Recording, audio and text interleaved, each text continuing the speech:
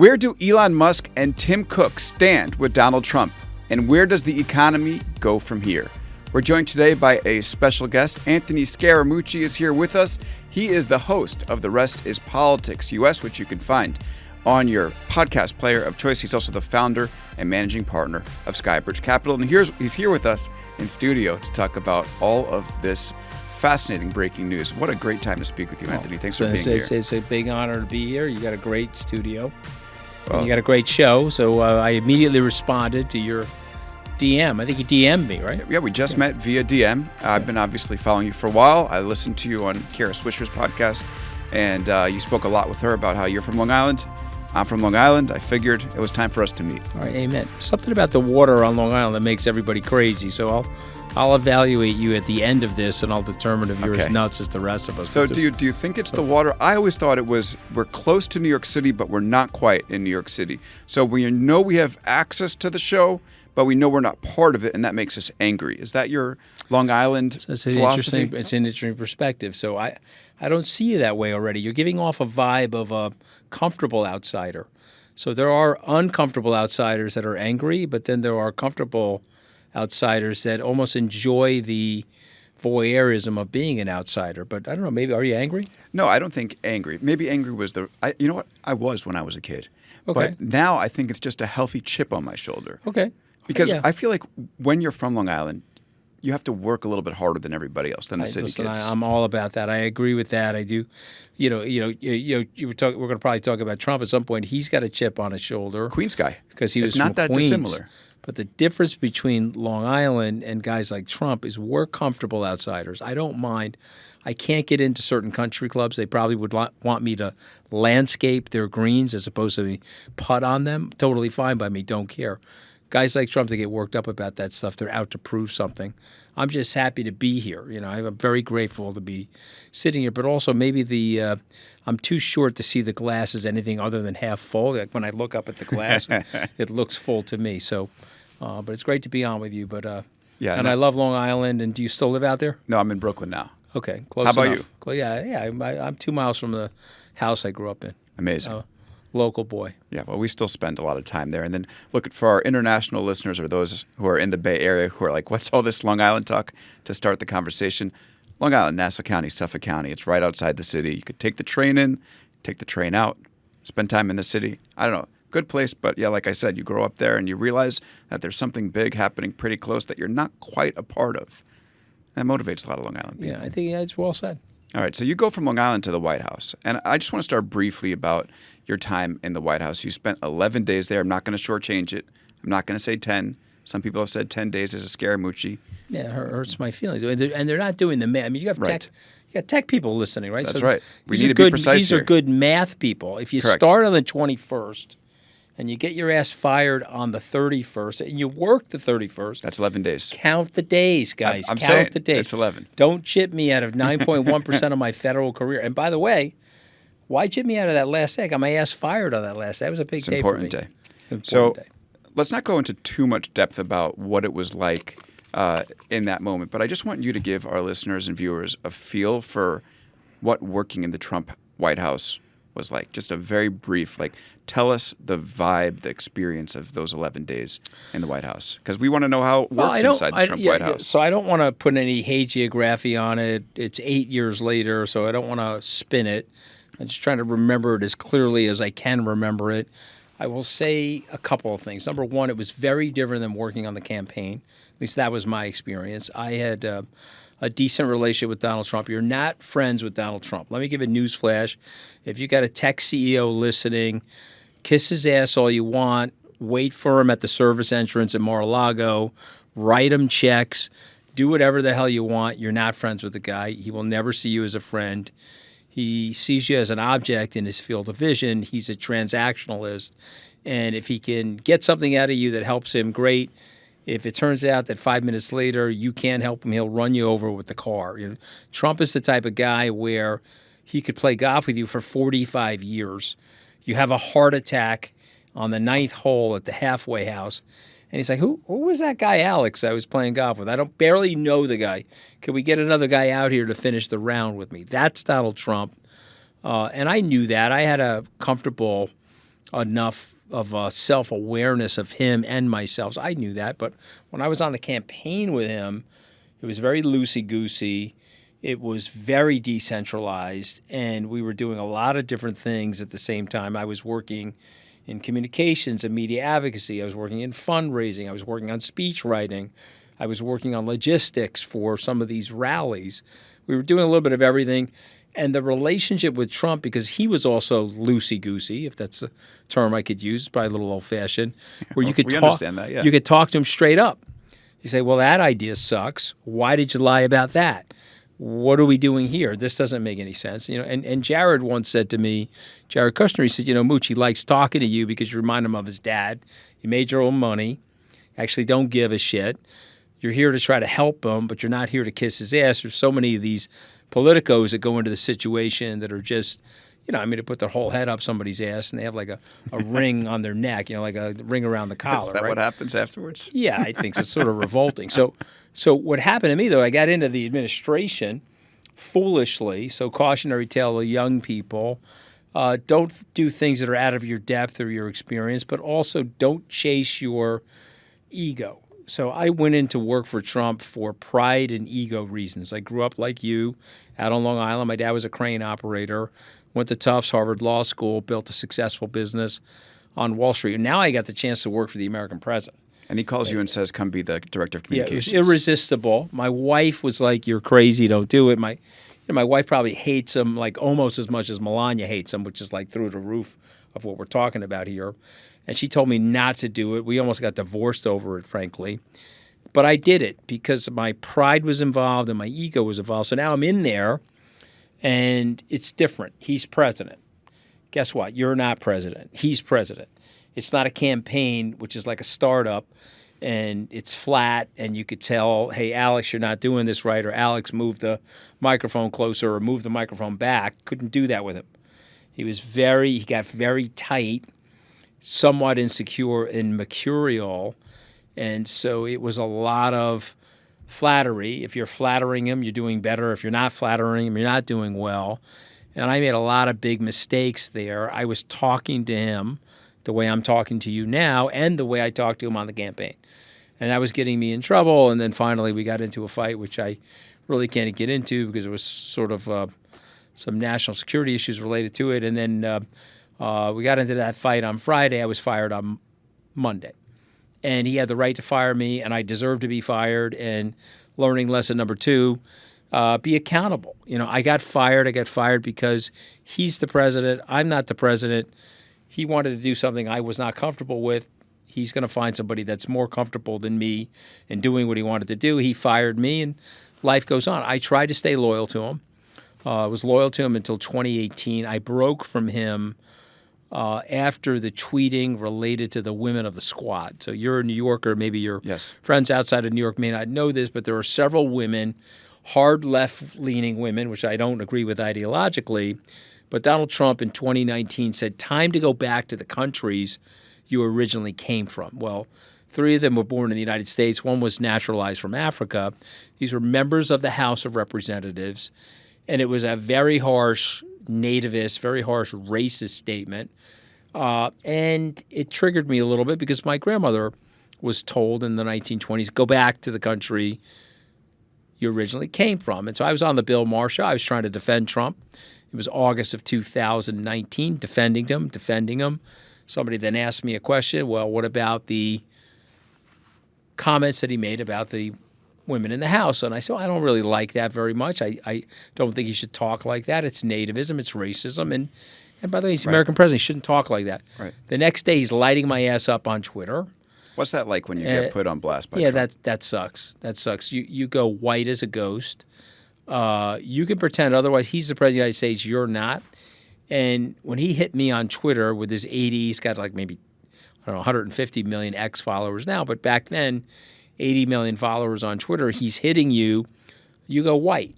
It's a nervous feeling. Phone calls. You go white. People or yeah, DMs? People start calling. What the hell's going on? I then took a New Yorker's approach. Okay, you can take a couple different approaches. I took the New Yorker's approach, and I hit him hard. I said, so said the fattest president since William Howard Taft. I'm a New Yorker. that got me knocked off of Twitter for 12 hours. You can't fat shame people on Twitter. Even though he's ripping me to pieces. This was before Elon. Yeah, before Elon. Maybe you can fat shame now on X, but you couldn't fat shame. I got knocked off of Twitter for 12 hours. He was all guns a-blazing at me. I was hitting him left and right because I know all of his weaknesses. So I was hitting him left and right. And then he started attacking my wife. I was like, all right, this is it, Yep. I'm not Ted Cruz. Don't go after my wife. Right. I'm a New Yorker. But so through that lens, I mean, it's the perfect setup to explain what's happened with Elon. Now, Elon is not in the middle of a, flame war with Trump right. Oh, maybe he is, because he did just say that something about the big, beautiful bill. He says it's a massive, outrageous, pork-filled congressional spending bill and a disgusting abomination, which is a bill Trump supports. So we'll get to that in a moment. Yeah, but just Trump's going to be very careful with him. But correct. Yeah, go ahead. But through the lens of what it was like in the White House, how it changes from campaign to governing. Give us your best insight into what happened with Elon. He spent 135 days as this special government employee, and I think you had predicted that he would be there for a year. So it seems like a little bit shorter than you initially thought. I got this thing completely wrong. I was shooting all over the place. I thought 6 or 7 weeks, and I said, wow, he made it 6 or 7 weeks. Maybe he would make it a year, and I got it wrong. He lasted, as you said, 135 days. And so just to do the calculation for everybody listening at home, that's 12.2 Scaramucci's. That's important. Okay, so pretty big. Okay. It's a long enough time in Trump world, 12.2. Walsh, the Nat security advisor, lasted 9.1. Okay. Do you calculate everybody's tenure in Scaramucci's? Yeah, you got it. Don't you think you have to just measure them? I would do that. Yeah. In Scaramucci's, and so Kevin McCarthy, 24.5 Scaramucci's as Speaker of the House. So when you're in and around Trump, you get blown up. Definitionally, bad things start to happen to you. You get excoriated. I said on CNN in December, I was on Wolf Blitzer's show. What do you think is going to happen with Elon? I said, well, he's going to get hurt. And the hard right came at me, and the hard right Twitterati or Xerati came at me and said, I'm physically threatening Elon and blah, blah, blah, blah, blah. I'm like, actually, guys, I am not physically threatening Elon. I love Elon. Full disclosure, I am an investor in XAI. I was an investor in Twitter. It got converted into XAI. It's, sort of Twitter merged with Grok now. I have a small investment in XAI prior to that. I have an investment in SpaceX, me personally. I'm very close friends with Antonio Gracias, who's on his board, and I love Antonio. We worked at Goldman together, and I am a huge Elon Musk fan, huge. And so when I said he was going to get hurt, I was basing that on my life experience as a business person going to work for Donald Trump, because what happens to you is you get a 360-degree shootout at the OK Corral. The politicos don't like people like Elon. And I'm going to give you a number of reasons why. Mm-hmm. Number one, he's a very rich guy. Newsflash, they are not rich people. Number two, you can't control somebody like Elon. He's not a corruptible guy. Like people say Washington is a swamp. I don't see it as a swamp. It's a gold-plated hot tub. Okay, you go into the hot tub, they look at you and they say, can I buy you, Alex? Are you somebody that's capable of being bought? And they size you up like a 0-1 switch in a computer. Bought, not bought, bought, not bought. You can be bought. Okay, here's 2 bottles of Cristal. Come sit in the hot tub. Let's smoke a Cubano together, and we're going to talk about how we're going to milk this system to make money for ourselves. But can't be bought. I understand he's the richest person in the world, or private citizen in the world, but can't he be bought in some ways? Contracts with SpaceX, contracts with Tesla. He does a lot of government business. Yeah, but he's not a corrupt guy. He has no. There's no. Yes, could he? So maybe he's corruptible, but not corrupt. No, I don't see him as even corruptible. He's not.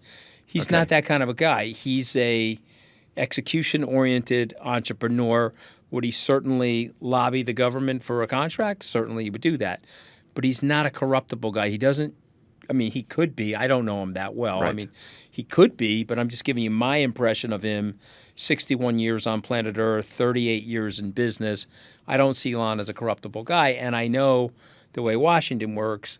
Bought, can't be bought. Bought, can't be bought. Elon can't be bought. Okay, we got to excoriate the guy. So how are we going to trash the guy? Well, we're going to trash his businesses. We're going to trash him personally. We're going to leak information on him. Cabinet members are going to leak information on him. Susie Wiles is going to go after him. But I did predict that Trump would never go after him. There wouldn't be a Pyrrhic demise to Elon like there was to Steve Bannon or me or Mark Esper or General Kelly, because Elon's a loaded guy, and Trump got several $100 million out of him to help him win the campaign, and he's not going to want to piss off Elon too much.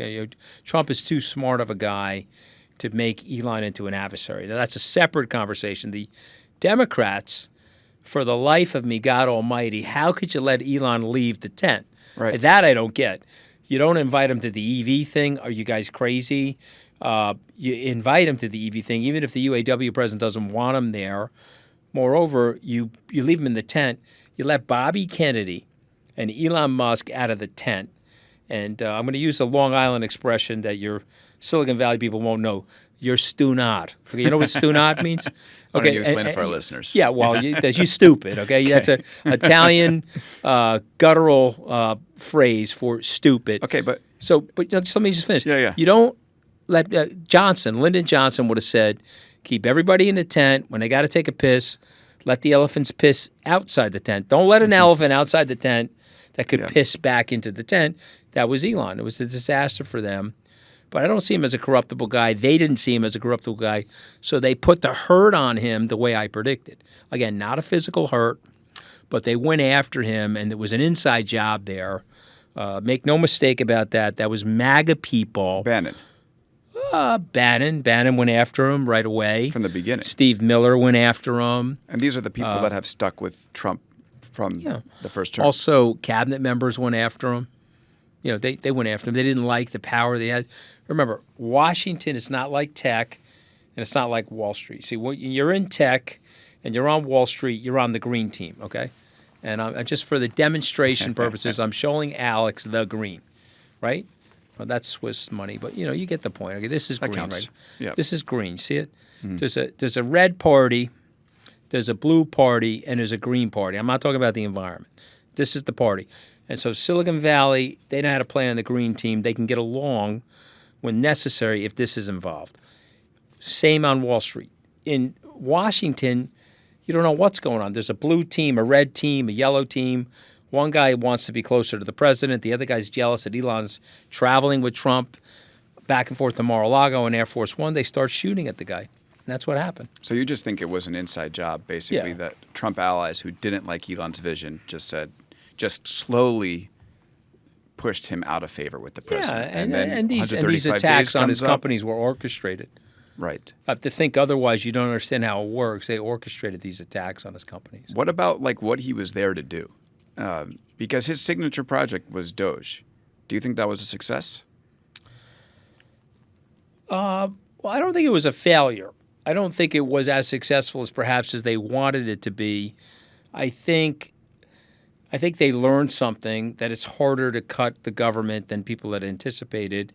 If you had said to me, and you can find this in recordings about me, you say, well, Doge, what's going to happen? He's going to find some things to cut. He's going to find it harder to cut other things. He's going to realize that the government is not a business. It's just a weird thing. This is eternal. It's almost like he tried to do the Twitter cuts when the government just didn't work. You can't do that. So he tried to. Let me give a news flash to the Silicon Valley people listening in. The government is not a business.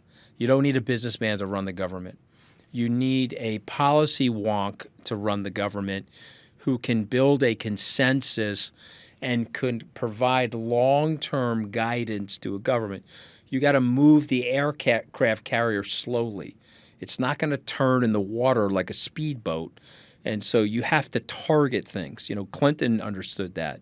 We're going to target the budget, and we're going to get the budget in a certain sequence so that the growth of the economy is going to exceed our spending. And when we get to the end of the Clinton term in 2000, we're printing a $240 billion budget surplus, last budget surplus that the U.S. printed. So you have to think of the government very differently than a business. You're a conductor. You've got an orchestra. On some days, they want to play from the same sheet music. On other days, they don't want to play together. And the cacophony of sounds coming out of the government is very nasty. And it's your job to try to calm everybody down and get them on the same sheet music. It's harder to do today because we've gotten way more polarized, and there's a lot more entrenched interests that keep themselves perpetually in power as opposed to serving the people. So Elon's stint in the government, very well intended, I think successful. He's pointed out a lot of mistakes. I think the declarative statements that he's making on X today are evidence of his knowledge and his now worldly understanding of what goes on in the government, which is why he is being so critical. Mm-hmm. He knows that spending bill is going to increase the slope of spending at too fast of a rate to the growth of the U.S. economy, which means the deficit is going to widen, which means that we're stealing from future generations of Americans, which is very unfair at this point in our history. It's very unfair to the next two generations coming up in the country.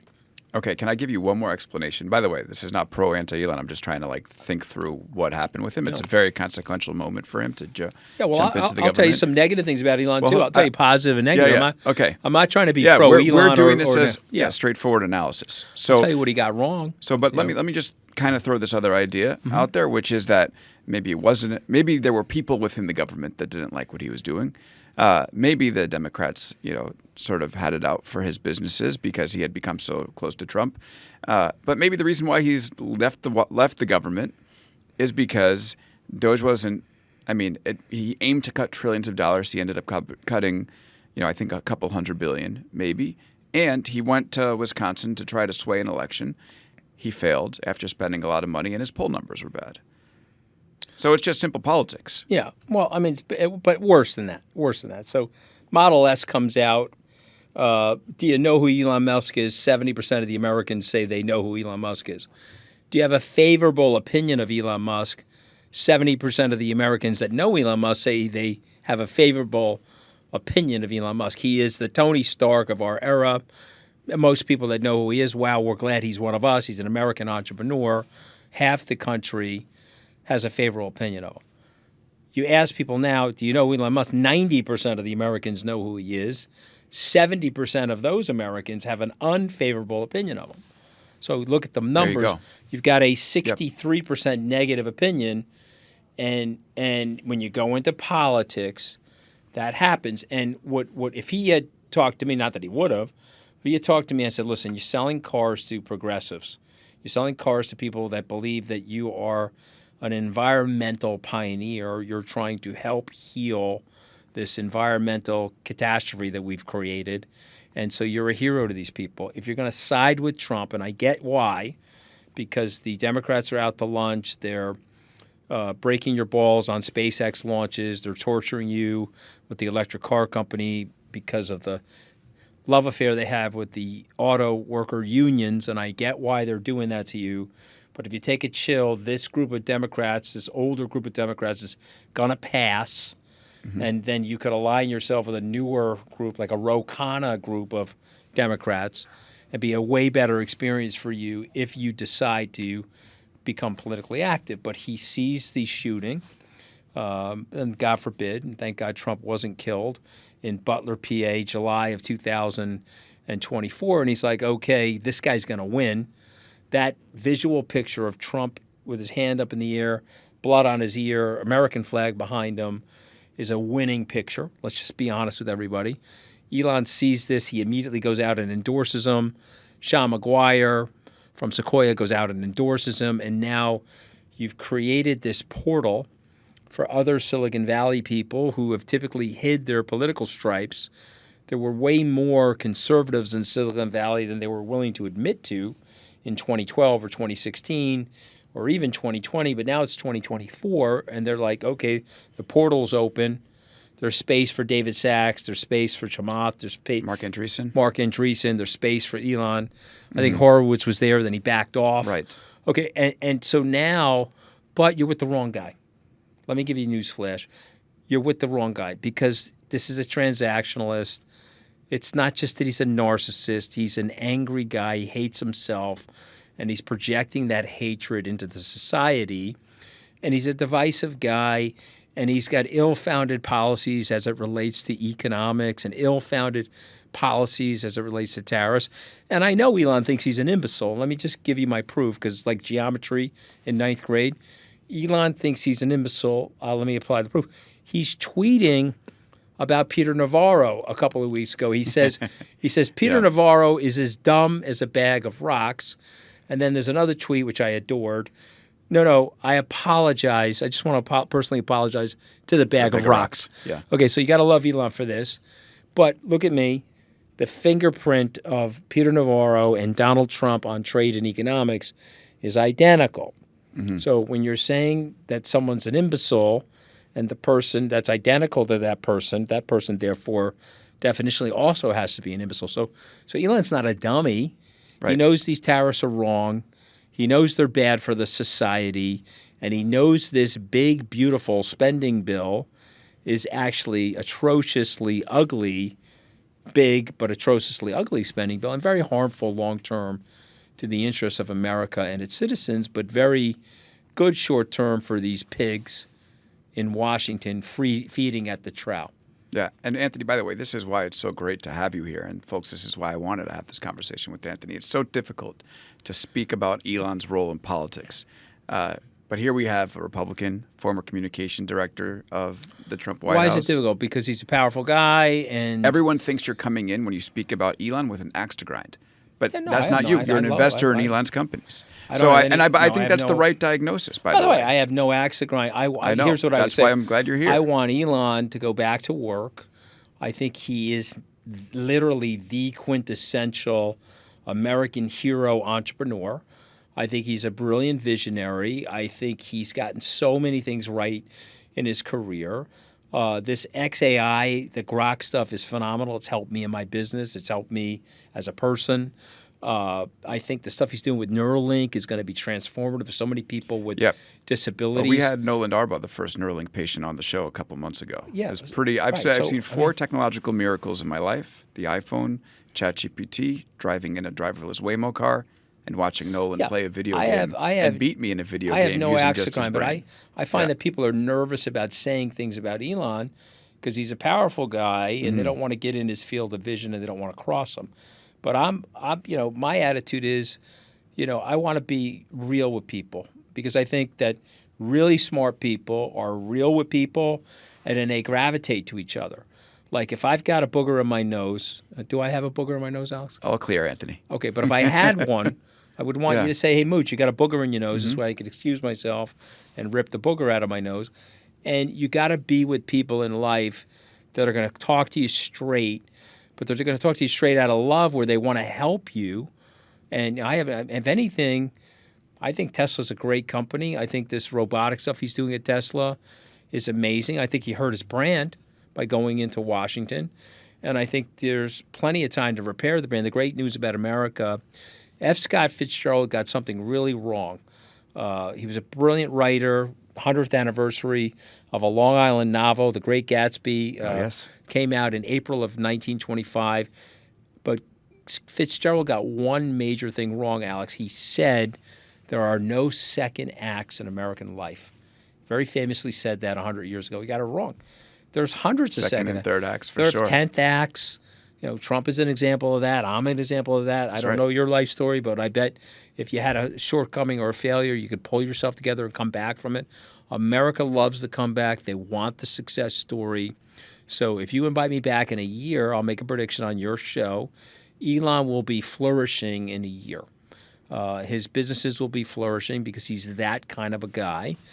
But politics is a rough sport, man. And you're talking to somebody who's got tire tracks on his back. Yep. Okay, so now let's talk a little bit about Elon's economic criticism or criticism of this big, beautiful bill, because I think it's important for us to also to get into current day policy and current day politics.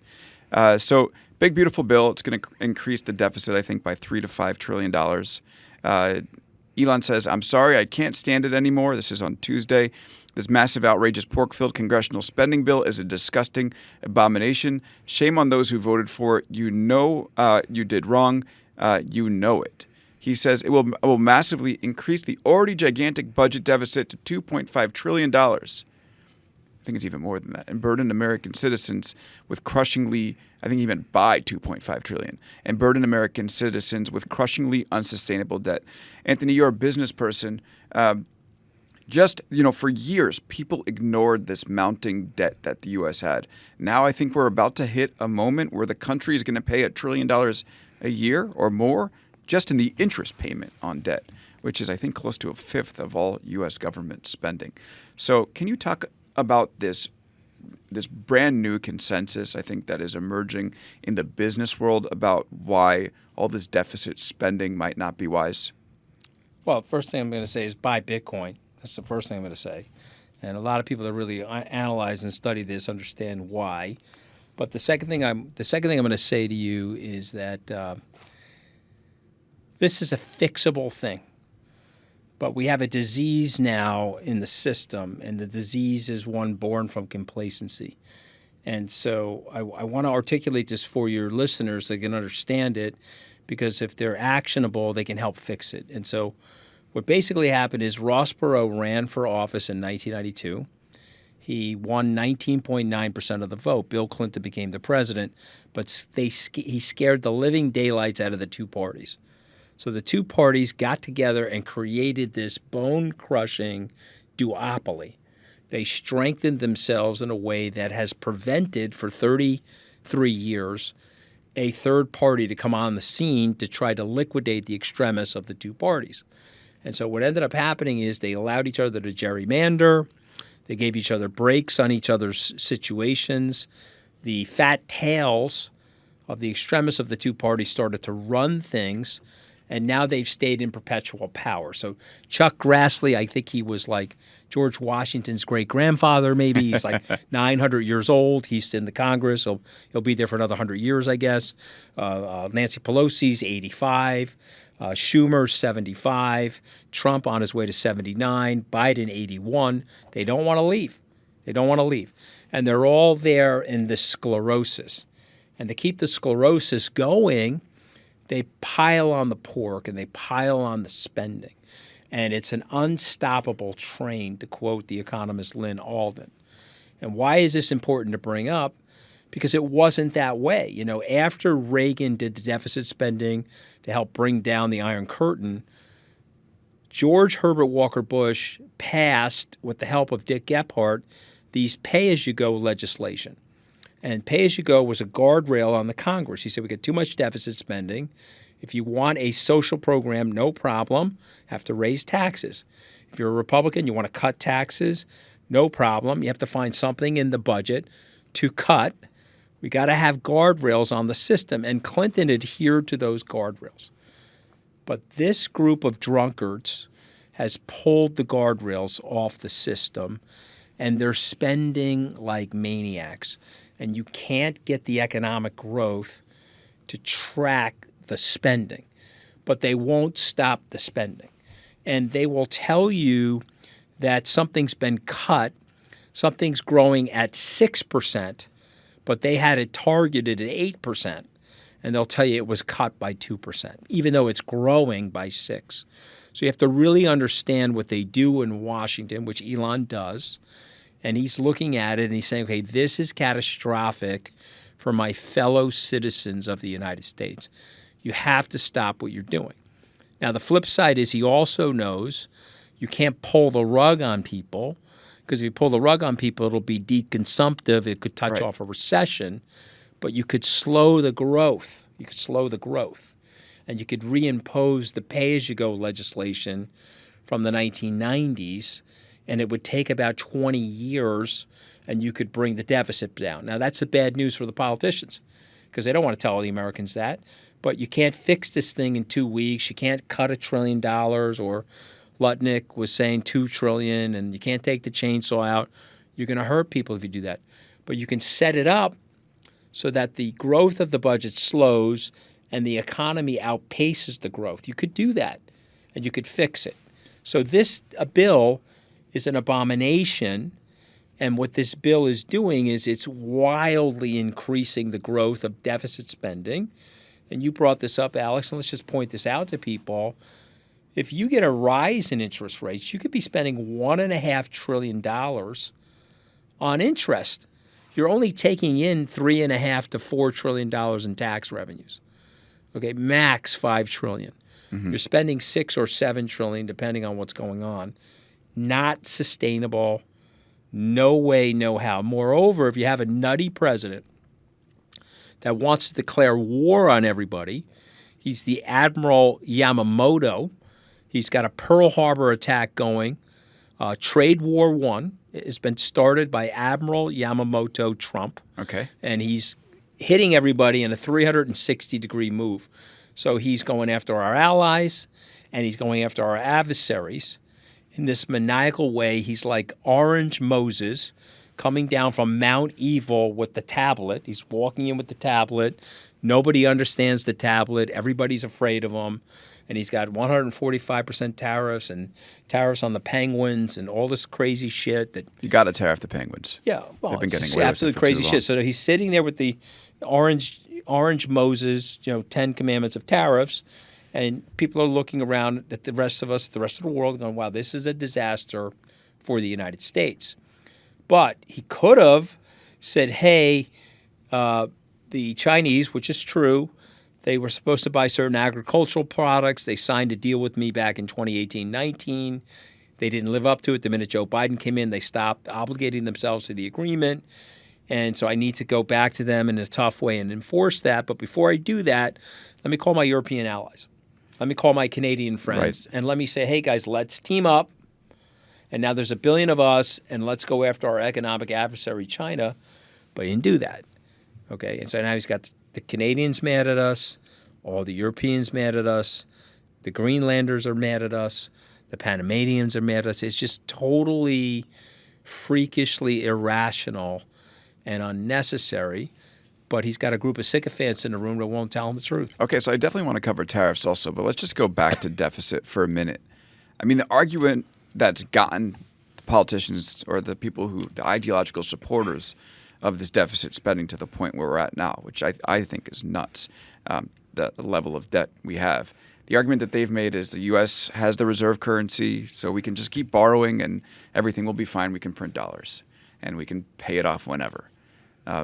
But that seems to have sort of crossed into territory where people don't believe that anymore. Yeah, I don't 100% buy that. I would say we're not there yet. Okay. I think they're still okay with it. It's still the tallest of the shortest people.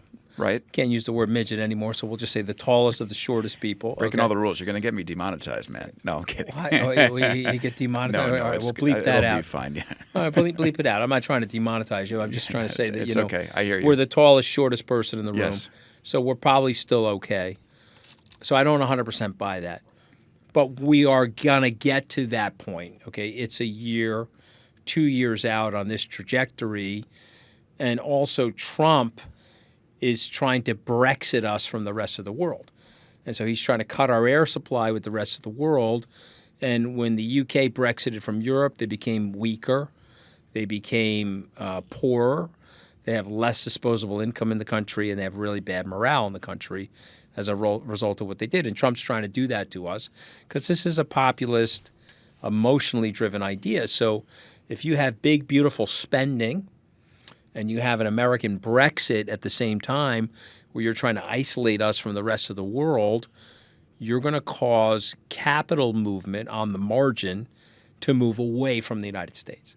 And the interest rate will go going further. And then the interest rate will go. That's why Jamie Dimon is saying that bonds are going to have a reaction to this because of those two forces in combination. 100%. Well, he's not stupid, and he should be president, frankly. But he's not stupid. He knows.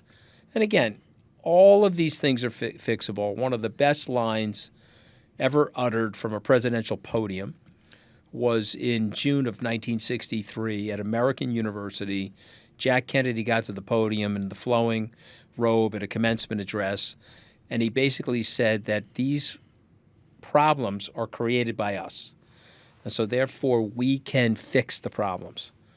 It's not like the earth is opening up and it's swallowing us. It's not a natural disaster. We're creating this as a disaster. He was really talking about nuclear weapons and nuclear proliferation, and he wanted a test ban treaty to stop the testing of these bombs because it was poisoning the water and the air that we lived in. But this is a different thing. This is a catastrophe of mismanagement. This is a catastrophe of political expediency. You don't have people in Washington like Elon Musk who are trying to tell people the truth, and they don't want to do it. Right. And this is the reason why they went after Musk, because they know Musk is the truth. Musk is Yeah. the truth teller. So he's telling you the truth. This is a disaster. And oh, by the way, you know it's a disaster, but you're acting with wan indifference because you want to stay in power.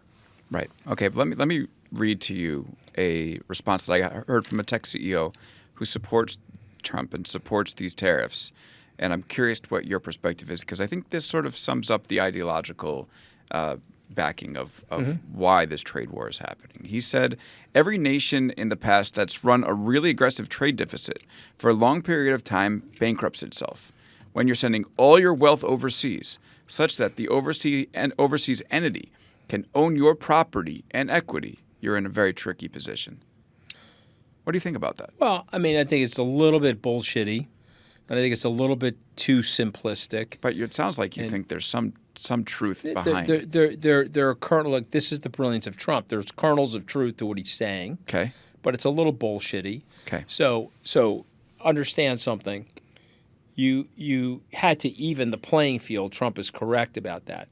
But understand what America got from the whole experience. We ended the Second World War with 2% of the world's population, 50% of the world's GDP. I got that from Grok, by the way, so you can verify it. And we made a decision that we needed to help the rest of the world. We didn't want another Versailles experience where our vanquished adversaries were impoverished and taken over by Joe Stalin. We didn't want that. So we created the General Agreement of Trade and Tariffs. We made it uneven. We allowed free trade to flow into the United States unfettered, by and large, and we accepted protectionism from other countries. You can read Robert Lighthizer book, No Trade is Free, to understand the history of this. Now, he would argue in the book that that was unfair to the U.S., but the U.S. leadership like Dean Acheson, Truman, et cetera, argued that this would create rising living standards and it would eliminate higher risk of another global conflict, because if we're all integrating and eating together at the same table, probably not going to shoot each other. Tom Friedman said it differently.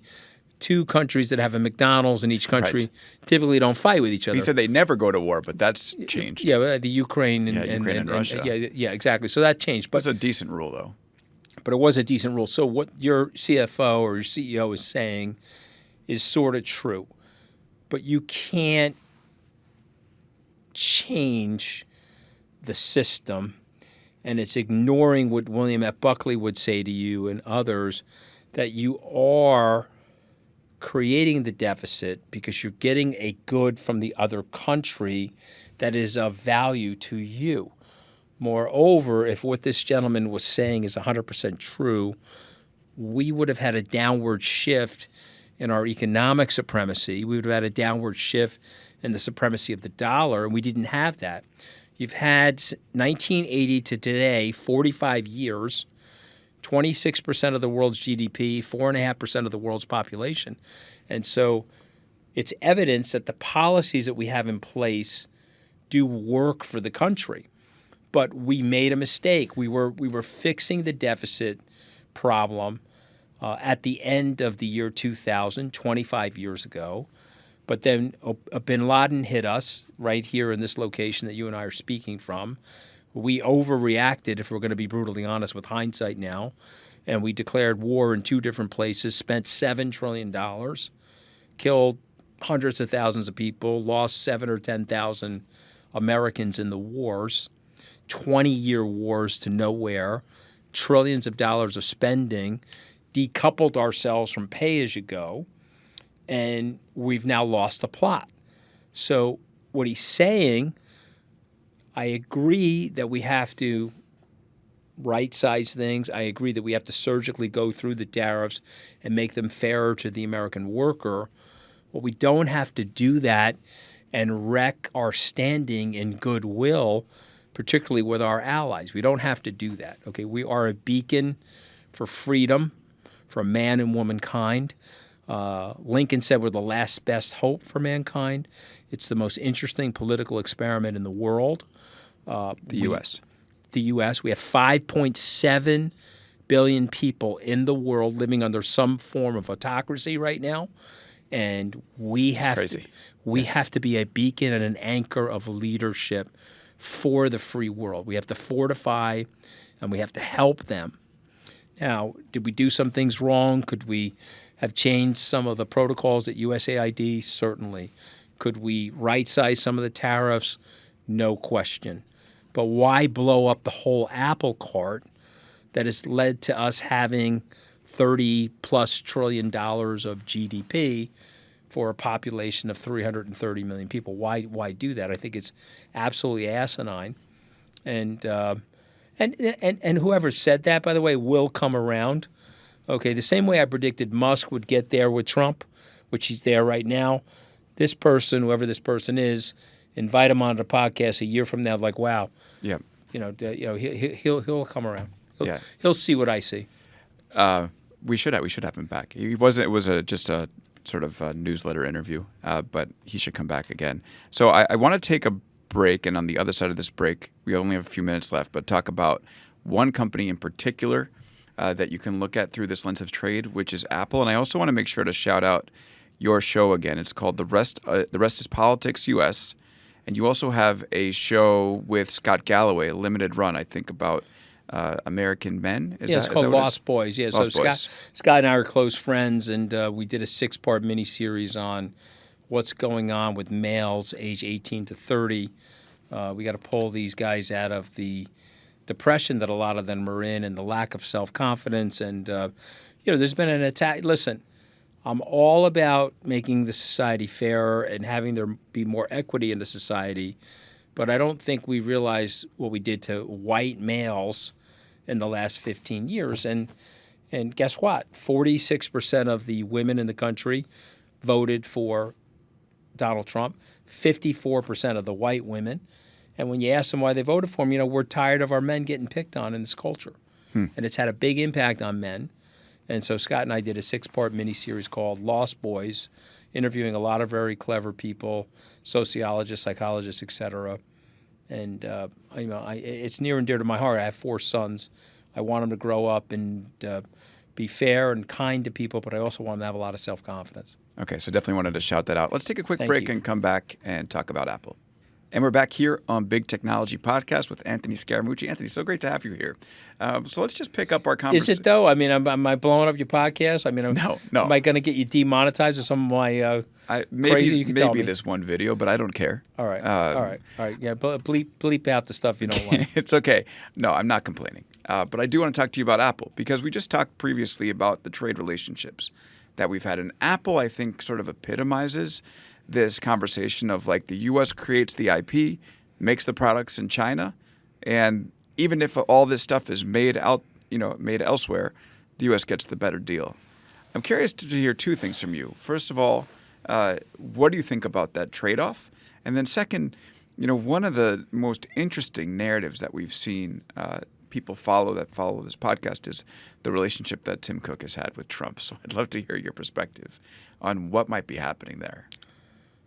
Well, again, it's very transactional. So when Trump needs them, bring him to the White House. He'll call him Tim Apple.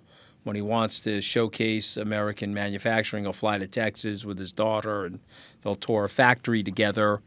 And when Trump feels like he wants to beat up on him, because he wants to beat up on everybody, let me give it Mark Zuckerberg a memo. You can do whatever you want to do, and you lay in front of them if you want, and the Washington Post can give up their editorial content. It's not going to matter. If he's going to come for you, he's coming for you. There's nothing you're going to be able to do. There's no push buttons. I mean, maybe you can go play golf with him and kiss his ass on the golf course all day, Shinzo Abe, may his soul rest in peace, great guy. Trump liked him. They played golf, and he flattered him all day on the golf course. I guess maybe that, but to me, I don't think that's even workable. Just go do your job, practice your business, work as hard as you can. This cat is going to be gone in 3.5 years from the system, and see if you can work with other political leaders to find people that are more common sense oriented about the economy and not as vengeful and as short-sighted as Donald Trump. That would be my message to the Apple people. I would also say to Tim Cook, I would say you've done a really good job, a phenomenal job post Steve Jobs, and you had rules. What were the rules? The U.S. set it up. The U.S. let China into the WTO. The U.S. created the trading system that we're now living in. And if we made some mistakes, let's correct them. But you can't take a manufacturing company like Apple and bam, bam, change it in 5 minutes. It just doesn't work that way.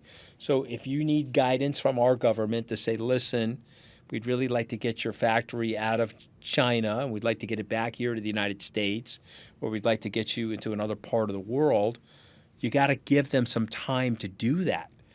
Okay, the same way you gave them time to move it off the shore of the U.S. Can I tell a quick story? I know we're running out of time, but I want to tell the story definitely. because it's an illustration of how stupid I am as a person, and it's a good cautionary tale for others. In 1999, I was 35 years old. I was on Wall Street, and I believed in the lower cost of capital, lower cost of labor ideas at that time. And we were going to offshore manufacturing to lower the cost of the per unit of manufacturing, which was going to benefit the American consumer and benefit the American shareholder. At that moment in time, there was a protest in Seattle. You may WTO protest. Yeah, WTO That was protest. the Teamsters and the Turtles. Yeah, the Teamsters and the Turtles. Ralph Nader went up there, and they said, please do not let China into the WTO. And at 29, I very smugly was like, well, look at these socialist bozos. What do they know? And they were right, Alex, and I was wrong. And the bozos turned out to be us on Wall Street. And I say this to you with great humility because we should have had a hybrid strategy in place. And we should have said, okay, China, we're going to let you in to help you urbanize some parts of your population to raise your living standards. But we're going to check a lot of things that you're doing at the door to protect these American workers. We did not do that. Donald Trump is right about that. That was a shortcoming of the establishment. And I always attribute this to the establishment's indifference born from their very strong duopoly. They weren't listening to the people. So much so that the grandparents and the great-grandparents of the Trump supporters voted for Lyndon Johnson, and they voted for FDR, but they turned and switched parties and voted for Donald Trump. So we got this wrong. But you can't blame Tim Cook for this. This was our idea in 1999. This is the rollout of the idea over 15 or 20 years. Really ended in 17 when Trump called it out. So from 1999 to 17, this is what we were doing. And Apple did what they thought was the right thing to do for themselves, their shareholders, and their customers. And so I don't like seeing Apple, which is one of the greatest American companies in the history of mankind, on its back foot. I want Apple on its front foot, and I want Apple explaining that to the American people. I want Apple explaining that you want to bring the iPhone back, great. It's going to cost $3,500 an iPhone. And I don't think we're ready to do that. And I think we need to come up with a plan that's more sensible than this reactionary thing that we're doing. And I just want to make one last point. You could have said to people, hey, I'm going to give you a 50-year tax abatement. And here's U.S. federal land. And we're going to build a city. We're going to put plumbing and architecture and a power plant. And we're going to work alongside of you and Apple and Taiwan Semiconductor. You guys come back. You come back. We're going to give you this tax abatement. And you're going to create hundreds of thousands of jobs. And we'll collect the taxes off the taxpayers that you're paying in salary and take the taxes from you guys yourselves. And then we could do something that Clinton always wanted to do, have a sort of omnibus 15% corporate tax, which would help us in places like Ireland and other places like that, create more tax equity in the system. And you could have your cake and you could eat it too. But we got Donald Trump yelling and screaming, flexing, sharp elbowing people, going out on Truth Social like a maniac, and he scares the living shit out of these people. And so they won't operate offensively. And so my message to them is start playing a little offense. Mm-hmm. He's a decaying political asset. He's got 3.5 years to go. Get focused on who's going to replace him and make sure you've got money behind smart, clear-thinking people who are going to help your company, help your employees, help America, instead of this nonsense that we're perpetrating right now. It could happen. I mean, it's just going to be tough for them. Like the idea that Apple will make any big changes to their operation doesn't seem feasible to me. It's not even fair, though. But right. you got to start saying that. You got to say, look, I'm really sorry. Can't do it. This is what you guys told me to do. We went and did it. Now you want me to do something different. I'm open to it, but I can't do it in 5 minutes. It's just not going to happen. So if you want to criticize me for something you told me to do, and I ended up doing it, and now you want me to do something different, okay, but I need more than 5 minutes to reset myself. Yeah, even this whole India thing. It's like they're moving to India, but they have Foxconn that's setting up the assembly process in India. They're not really moving to India. They're just, Well, that's a lot of what's going on. There's a lot of tariff washing, right? I mean, the tariff Chinese, washing, exactly right. They're sending the stuff to Vietnam. It's getting completed in Vietnam. It gets sent over. They're sending parts to Mexico. It's coming through NAFTA. Yep. I mean, guys, come on. Why don't we stop it? We all know what we're doing to each other. Why don't we stop it? And why don't we come up with fairness and some moderation, and so that we can set a course trajectory that lasts longer than 2 minutes? And let's say, okay, this is our 10-year plan. And this is what we should be doing over the next 10 years, which will help heal the upside-down nature of the deficit spending, right-size some of the entitlement issues, fix the trajectory. And we could do it, but we don't want to do that, and they don't want to do that because they want to stay in perpetual power. Right. And they've got all these lobbyists in there in a feeding frenzy. We didn't get the Citizens United, but that's another effed up thing that we did. Where you got all this money flowing into politics. It's impossible for the little guy. We've created this separate but equal democracy. Look at the legislative agenda in the Congress since January of 2010, when Citizens United was rendered. It's all skewed to big business, big pharma, big food, corporate welfare, kleptocracy. None of it's for the little guys because the little guys no longer have enough money in the game totally to swing predictable something. outcome. Yeah, terrible. Okay, so we have 2 minutes left. I got 2 questions for you. Yeah, go ahead. Are you going to go back into politics? The way that you're talking makes it sound like you want to. No, I can't go back into politics. I'm trying to You just said earlier that anyone can have a second life in American life. Yeah, but I'm trying to stay married. I'm trying to have a second life in my marriage. Okay? That's okay. I'm running for re-election in my marriage. My wife literally filed for divorce on me, deservedly so, by the way. During the 11 days? Yeah. Well, actually, maybe 10 days prior to the 11 days. Yeah, it was a brutal time. Oh, God. It was a brutal time for us. We love each other, would like to stay married. I got to raise my kids. But, I'm not a politician. The minute you go into politics, you got to start lying. Yeah. I don't want to do that. Maybe not, though. No, I don't see that. You got to, the minute you start, when a politician is lying, when his mouth is moving. You know that, right? Yeah, of course. Yeah, right? Of course. Okay, what's the second So question? what's going to happen with Bitcoin? I mean, 100,000 to me always seemed like it was in play. But what happens is this, because you have the administration that's running toward Bitcoin right now. This seems like it's the best that it's going to get, potentially.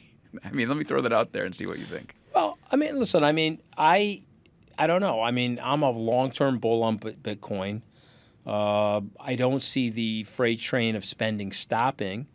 And so that's a drunk driving accident about to happen. The central banks are drunk driving with the currency. The legislature and the president are drunk driving with the fiscal budget. And so you just told me that we're going to print more and more money. Right. And it's going to cause a debt crisis. But doesn't Bitcoin cause a bigger crisis because it removes the power from the Fed? Oh, I see it the very opposite. I think Bitcoin, if anything, could check the power. Okay. I think sometimes the person, because of our proclivities towards excess, the person needs guardrails, and the person needs a system in place that they can't control to protect them from their worst instincts. And so Bitcoin is a disciplinary mechanism, and we'll probably end up having Bitcoin on the on the fiscal balance sheet of the United States. We'll probably have Bitcoin as a form of currency, some form of store of value transfer into stable coins at some point. And I think that you're right. It sounds like you're a Bitcoin skeptic, and I think people should be. Oh, I'm just trying to ask the questions here that would sort of get to the I think you're truth. right. There's a lot of great news in the system, so maybe it's fully priced, but I don't see it that way. I see it as a very early in the game, and I see Bitcoin as a asset class. I guess the question, let me throw it back to you and your listeners. Okay. Is Bitcoin an asset class, yes or no? If it's not an asset class and it's just another investment, then you're probably right.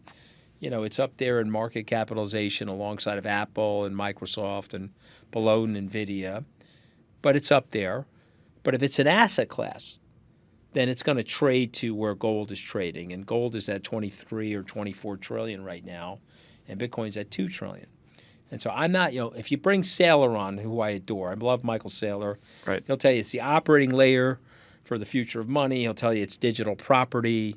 He'll tell you it's going to $13 million a coin. He's a lot more confident than me, and let's face it, he's a lot smarter than I am. I just look at it and say, okay, this is going to be with us. It's getting adopted, and I think it becomes an asset class. I think it's $1 million a coin, and I have a $20,000 cost basis in it, and I'm going to hold it. All right, the shows are The Rest is Politics US and Lost Boys. You can find them both on your podcast app of choice. Anthony Scaramucci, great to see you. I hope you come back. Hey, I hope I get invited back. I You hope I will. didn't say too much controversy. Not at all. Real pleasure to be with you. I'm a huge fan. Likewise, Strong Island, man. Strong Island. All right, everybody. Thank you for listening. We'll be back next on Friday to break down the week's news with a WWDC preview, and then I will be live or coming to you from WWDC in Silicon Valley next week. Thanks for listening, and we'll see you next time on Big Technology Podcast.